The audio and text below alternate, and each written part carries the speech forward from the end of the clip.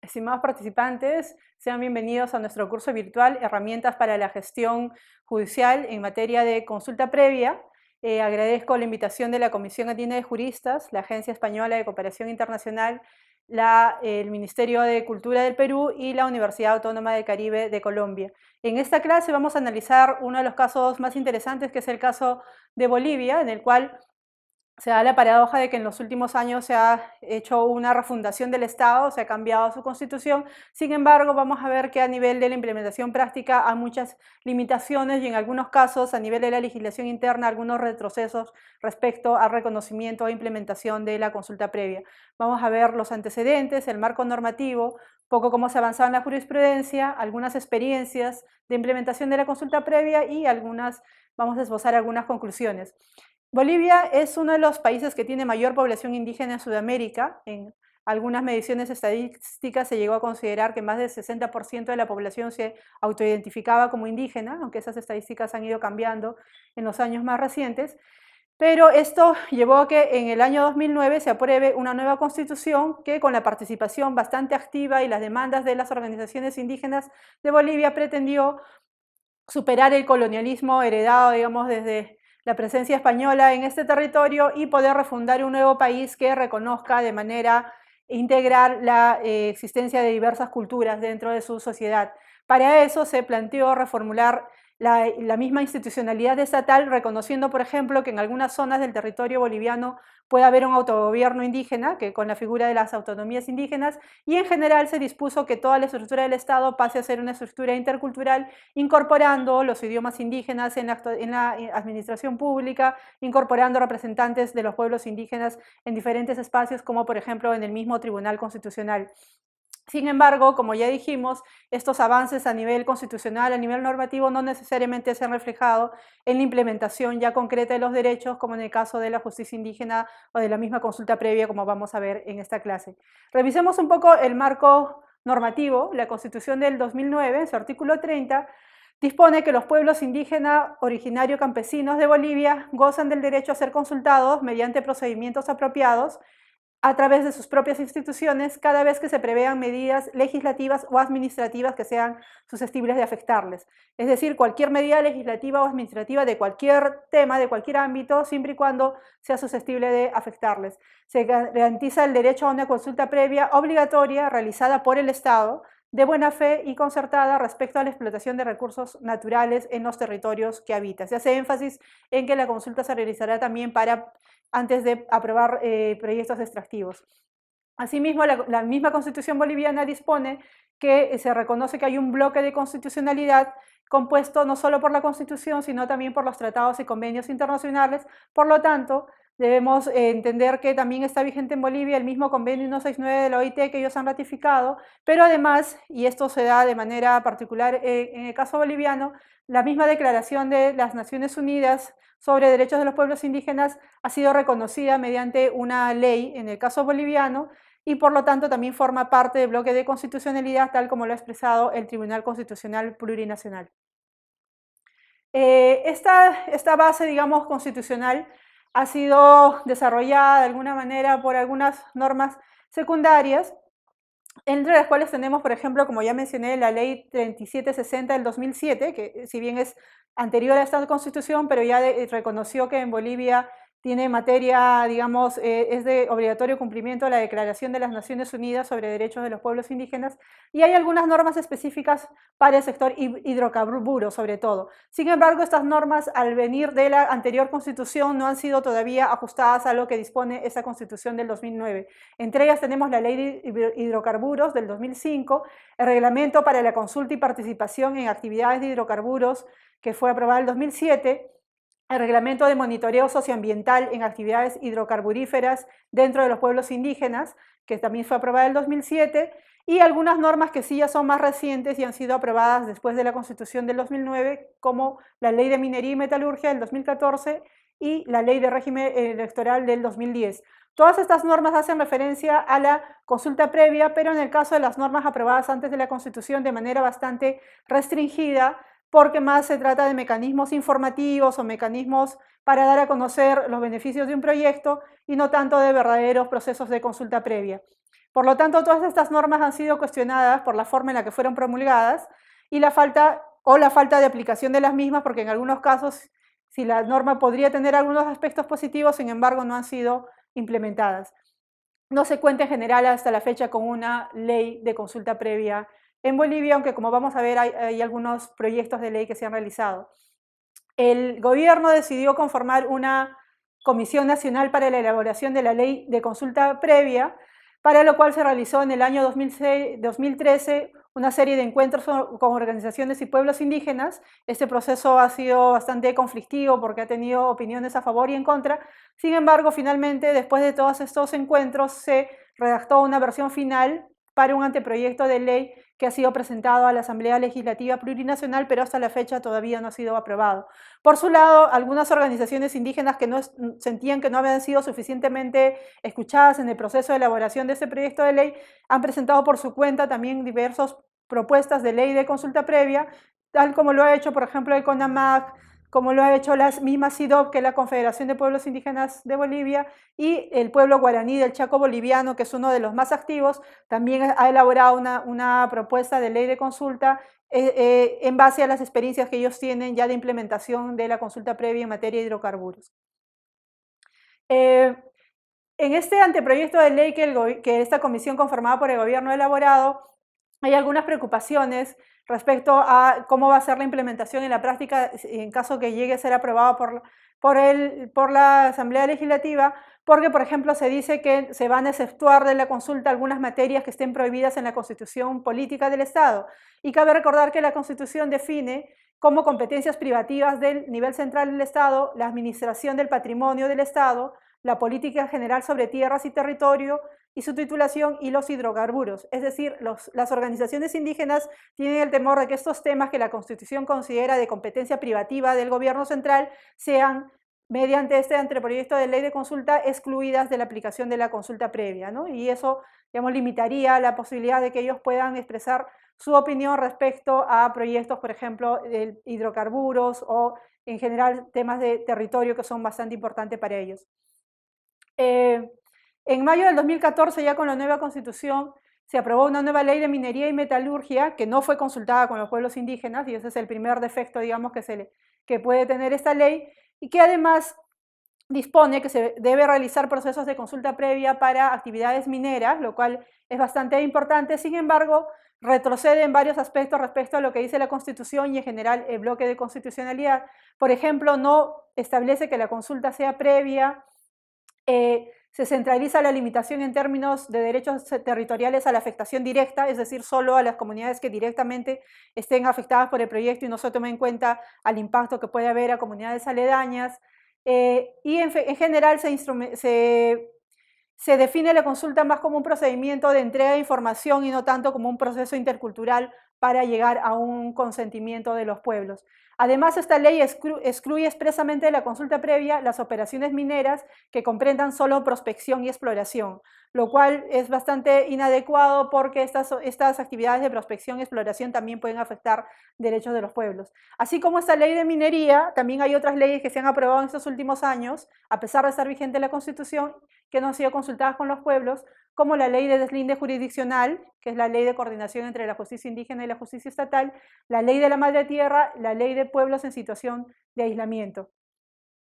Así que vemos que en general la legislación no ha cambiado, digamos, para incorporar lo que dice la Constitución. Se tienen normas de la Constitución que han sido aprobadas con la Constitución anterior y algunas de las pocas normas que sí se han aprobado en esos últimos años realmente van restringiendo el derecho a la consulta previa y no toman en cuenta los estándares internacionales que deberían considerarse. En cuanto a la jurisprudencia, tenemos algunas decisiones interesantes de la jurisprudencia constitucional de Bolivia. Entre ellas, por ejemplo, que antes de la aprobación de esa constitución, el antiguo Tribunal Constitucional realizó en una de sus sentencias un análisis del artículo 15 del convenio 169, que es justamente uno de los que habla del derecho a la consulta previa, y dijo que lo que la norma impone es el deber de consultar cuál es el daño que van a sufrir los pueblos para poder indemnizarlos, pero consideraba el tribunal que eso no implica que el Estado tenga que dejar de hacer alguna inversión, algún proyecto por la opinión contraria de las comunidades. Esta interpretación restrictiva del derecho a la consulta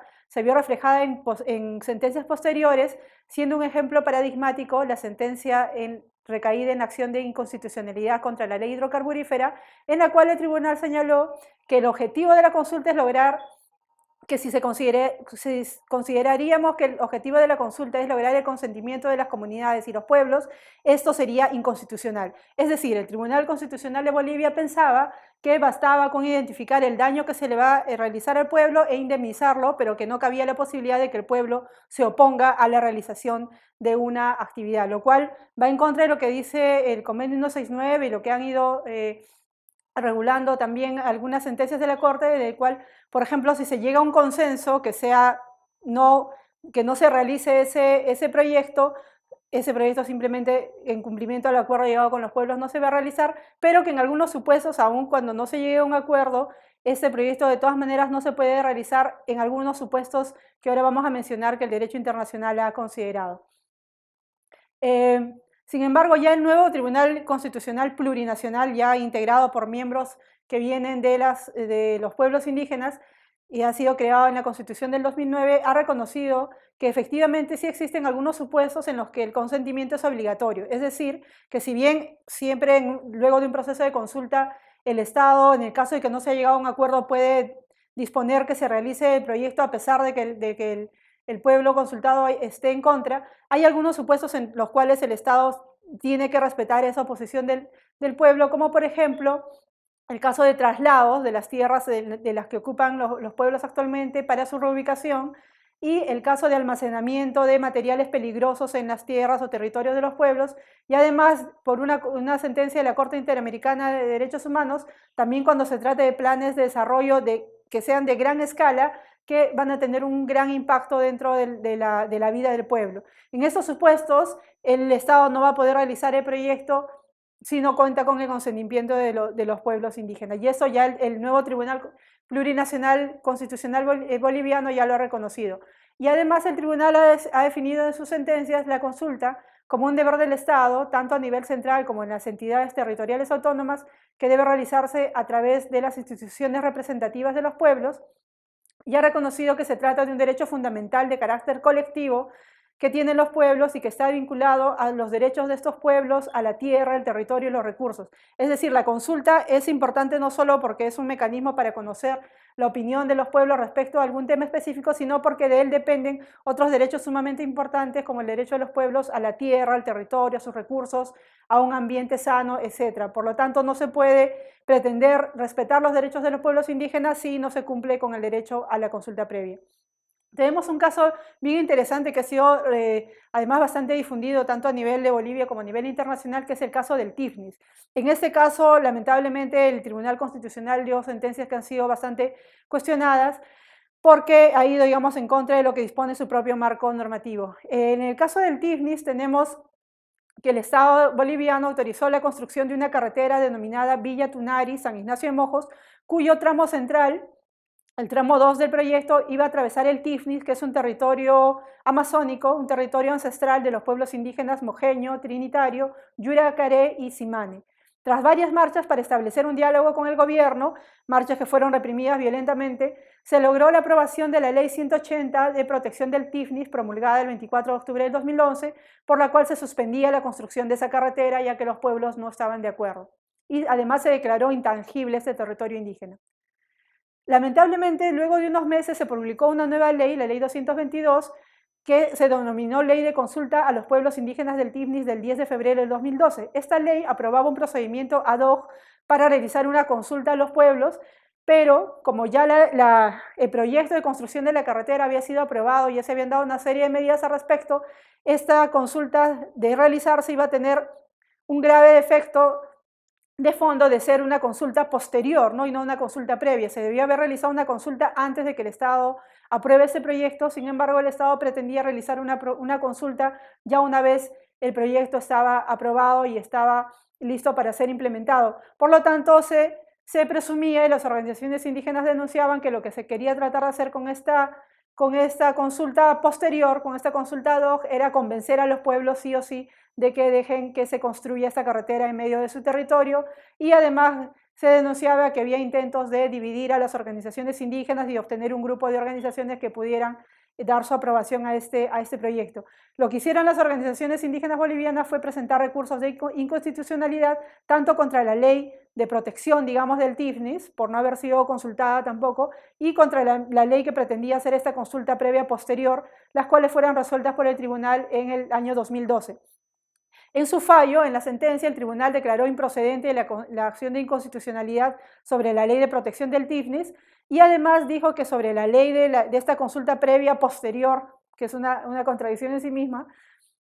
dijo que no era inconstitucional la convocatoria de la consulta y declaraba que tenía una constitucionalidad condicionada el ámbito de aplicación, el procedimiento y protocolo de la consulta, así como los participantes y tiempos. Es decir, decía que iba a depender en la práctica cómo se aplicara esta consulta respecto al ámbito territorial, el procedimiento, etcétera, y dependiendo de eso se podría ser constitucional o no, ¿no? Lo cual es una figura bastante rara, y lo que cabría haber dicho en ese caso era, tal como lo dispone el marco normativo, que era una norma inconstitucional porque simplemente la consulta no puede ser posterior, ¿no?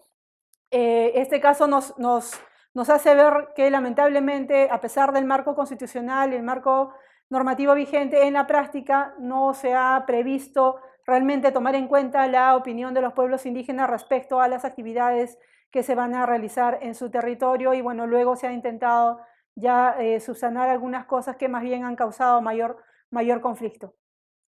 Al igual que en algunos otros países, a pesar de la inexistencia de una ley que regule, digamos, de manera general la consulta previa o de una jurisprudencia abundante sobre la materia, sí se han dado algunas experiencias de consulta, porque, como hemos mencionado, desde el año 2005, aún antes de la aprobación de la Constitución actual de Bolivia, existe una ley de hidrocarburos que dispone que se realice consultas previas para la aprobación de proyectos en esta materia. En ese sentido, el Ministerio de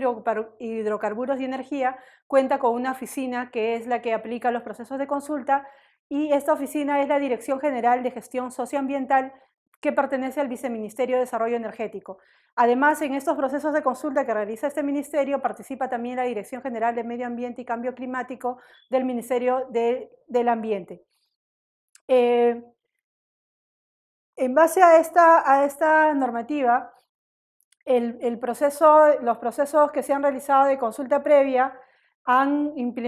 implican también, como cualquier proceso que se tenga que ejecutar, unos ciertos costos. Es interesante que esta ley de hidrocarburos menciona en uno de sus artículos, en el 117, que ese proceso deberá ser financiado por el Poder Ejecutivo. Lo que ha hecho el Poder Ejecutivo en una serie de decisiones, que es un tema interesante que se podría tomar como un ejemplo positivo para lo que se realiza en otros países, es que los costos que implique tanto la realización de la consulta previa, los viajes, etcétera, todo lo que se necesite costear, está cubierto con cargo a los costos que luego van a pagar las empresas que finalmente sean beneficiarias de estas adjudicaciones, de las licitaciones, ¿no? Por lo tanto, estos gastos de proceso de consulta, luego que se realizan, son realizados por el Estado, pero luego son recuperados cargándoselos a las empresas hidrocarburíferas a través de lo que viene a ser yacimientos petrolíferos fiscales bolivianos, la YPFB, y por lo tanto el Estado termina asumiendo los gastos de las consultas y otros relacionados, pero digamos sin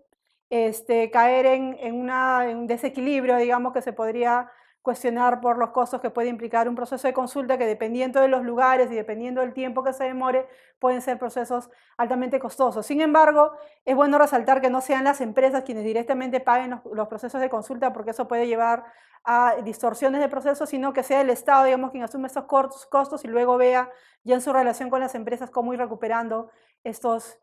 costos en los que se ha incurrido.